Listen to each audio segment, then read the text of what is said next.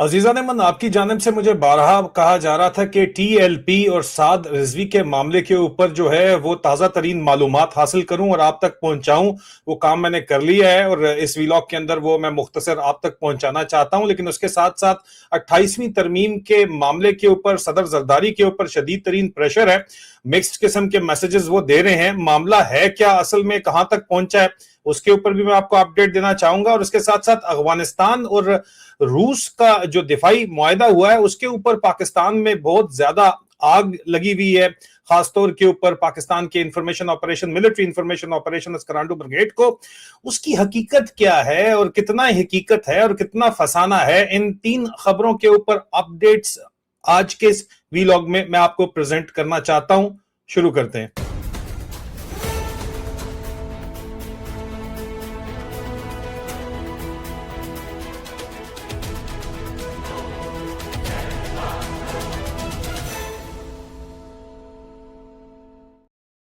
अजीजा ने मन, आज 1 जून 2026 है। मैं सोल्जर स्पीक्स के ऊपर आपको खुशामदीद कहता हूं। इससे पहले कि हम टीएलपी की खबर के ऊपर आए और इससे पहले कि 28वीं तरमीम के ऊपर हम आए, अफगानिस्तान और रशिया ने एक दिफाई मुआहिदा किया है जिसको लेके बहुत ज्यादा पाकिस्तान के अंदर तशवीश पाई जाती है। और पाकिस्तान में एक प्रोपेगेंडा चलाया जा रहा है कि रशिया ने, यूएसएसआर ने अफगानिस्तान के ऊपर हमला किया था और उनके साथ बहुत जुल्म सितम किया था और उसके बाद भी दिफाई मुआहिदा उन्होंने जाके रशिया से किस तरह कर लिया। मतलब कि क्या पाकिस्तान की फौज चाहती है कि वो अफगानिस्तान के अंदर सिविलियंस को, औरतों और बच्चों के ऊपर बमबारी करते रहे, क्योंकि अफगानिस्तान के पास कोई एयरफोर्स और एयर डिफेंस नहीं है, तो वो अपनी मनमानी करते रहे और अपनी बदमाशी का राज चलाने की जो कोशिश कर रहे हैं वो करते रहे। मुनीर मिस्त्री, आसिम मुनीर की जो पॉलिसी है, जो पॉलिसी किसी तौर भी कामयाब नहीं हो रही है, उसके तहत वो आगे बढ़ते रहे। तो ये तो होने वाला नहीं है, क्योंकि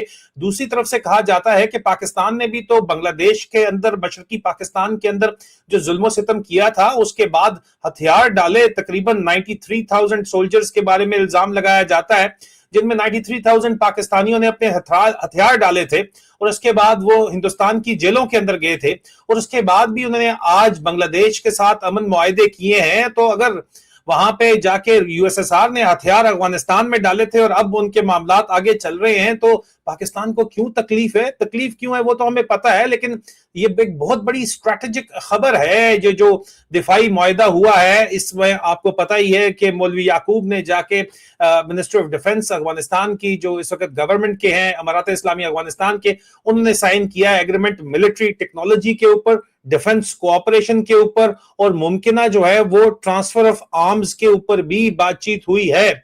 और कहा यह जा रहा है इसको पाकिस्तान के अंदर से पेश करने की कोशिश की जा रही है। वेस्टर्न कंट्रीज में खास तौर के ऊपर एक खतरे की घंटी बजाने की कोशिश की जा रही है। हालांकि अफगानिस्तान से जो खबरें हमें पहुंची हैं, हमारे जराए कहते हैं कि Afghanistan is open for business for everyone. Western countries अगर पाकिस्तान की मिलिट्री एस्टैब्लिशमेंट और रावलपिंडी के लेंस से देखना बंद कर दें अफगानिस्तान को और बुराह रास्त उनसे जाके बात करें, तो उनको भी वो एक्सेस और इन्फ्लुएंस मिल सकता है जो रशिया या चाइना को मिला हुआ है। वहां पे बड़ी बैलेंस्ड किस्म की पॉलिसी वो रख रहे हैं, क्योंकि अफगानिस्तान में एक आजाद हुकूमत है और आजाद खारजा पॉलिसी है। वो डिक्टेशन नहीं लेते, ना बीजिंग की, ना मॉस्को की, ना पाकिस्तान की तरह वॉशिंगटन डीसी की। तो फिर वो अपने फैसले अपनी मर्जी से कर सकते हैं। ये पहली मर्तबा हुआ है कि तालिबान हुकूमत ने इतनी बड़ी डिफेंस पार्टनरशिप साइन की है, तो धचका तो लगेगा, बड़ी जोर का लगा हुआ है। रशिया का काबुल में इन्फ्लुएंस बढ़ने का मतलब यह है कि पाकिस्तान का जो एक रिवायती स्ट्रेटेजिक डेप्थ का कॉन्सेप्ट है और जो सदर ट्रंप को उन्होंने वादा किया हुआ है आसिम मुनीर ने, मुनीर मिस्त्री ने जाके कि जनाब मैं आपको बगराम एयरबेस ले दूंगा, वो कहानी तो हो गई ओवर।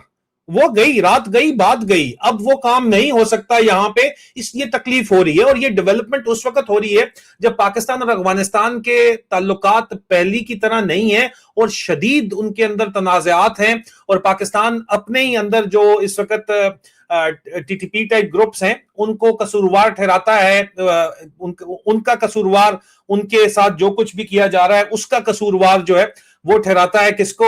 अफगानिस्तान को। इसके ऊपर मुतजाद राय तो है, लेकिन ये मुआहदे के नतीजे के अंदर पाकिस्तान को एक बहुत शदीद धचका लगा है। और हमारी इत्तलात के मुताबिक चीन के जरिए कोशिश की गई जाके रशिया के साथ बातचीत करके ये एहतजाज करने की, इस ट्रांसफर को रोकने की पूरी कोशिश जो है वो जारी है, लेकिन चीन ने भी एक कान से पाकिस्तान की बात सुन के दूसरे कान से निकाल दी है, ये बड़ा इंपॉर्टेंट है। और मैं अगले वीलॉग के अंदर आज ही के दिन कोशिश करूंगा कि चीन पाकिस्तान को किस नजर से देख रहा है। चीन से जो बीजिंग से हमें खबरें मिली हैं वो भी इंतहाई तशवीशनाक हैं, वो भी आपके पास लेके आएंगे।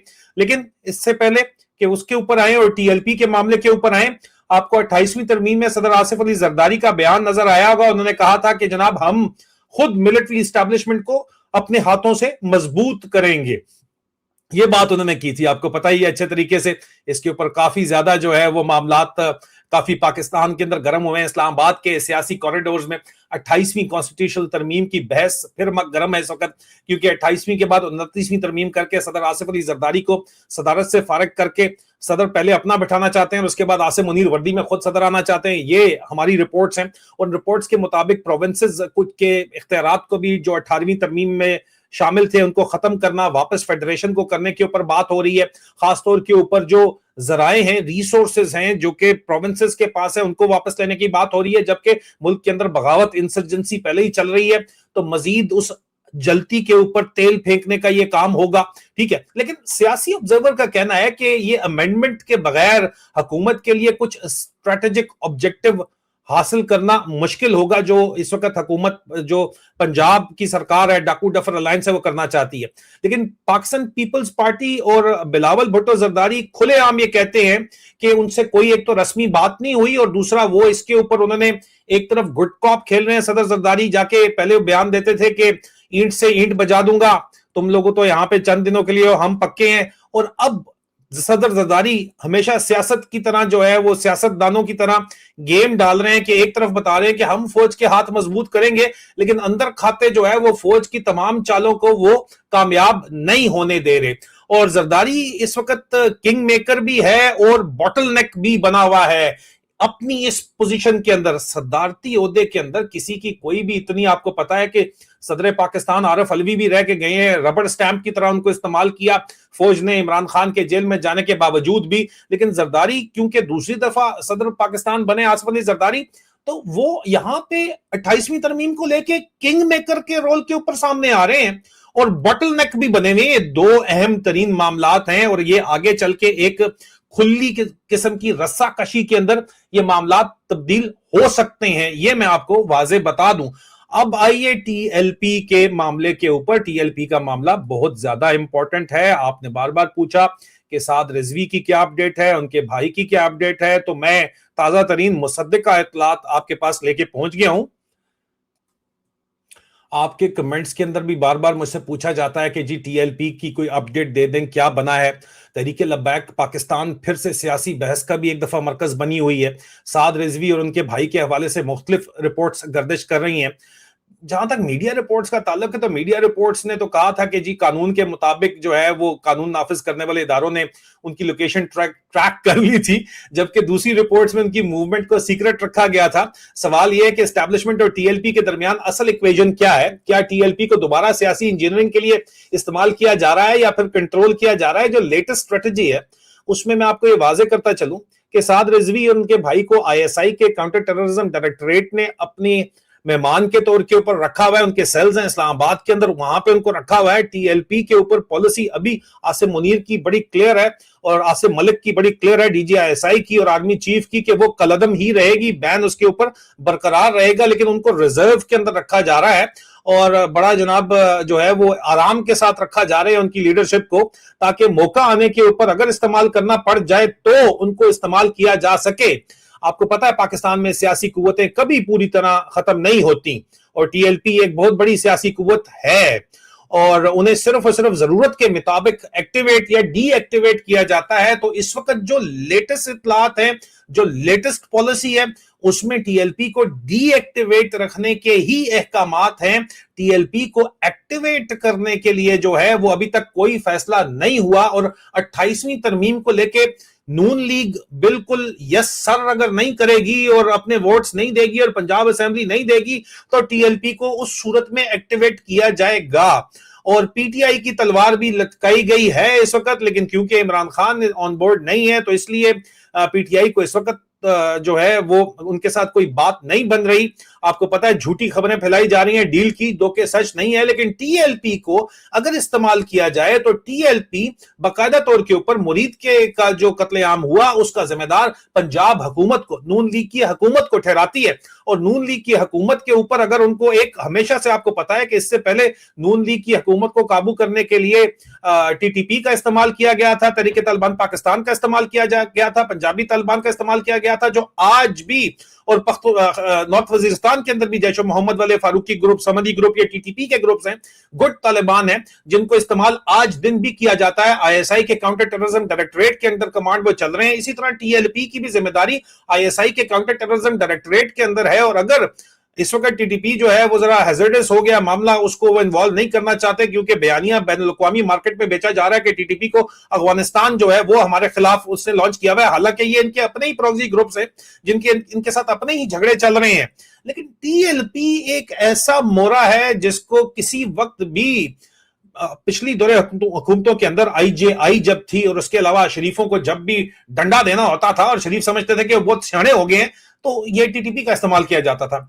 अब अगर शरीफों ने हल्की सी भी जो है वो जरदारी के साथ अंडर हैंड डील करने की कोशिश की, 28वीं और 29वीं तरमीम के अंदर जाके, या आगे अकड़ दिखाने की कोशिश की, या इनकी डिक्टेशन मानने से इनकार किया, तो वाज़े तौर के ऊपर अजीजान मन हमारे पास ये इतलात हैं कि फिर एक टीएलपी की सियासी कुव्वत को जो इस वक्त डीएक्टिवेट है, एक्टिवेट कर दिया जाएगा। लेकिन फिलहाल स्टेटस यही है कि डीएक्टिवेट ही रखा जाए उनको और रिजर्व के अंदर रखा जाए।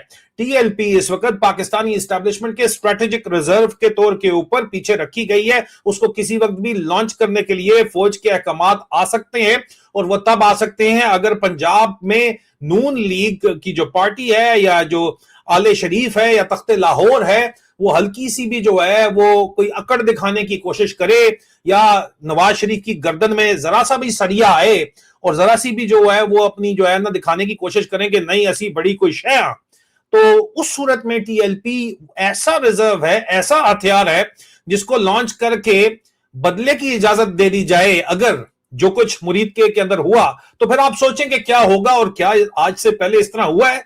कई दफा हुआ है भाई, कई दफा हुआ है।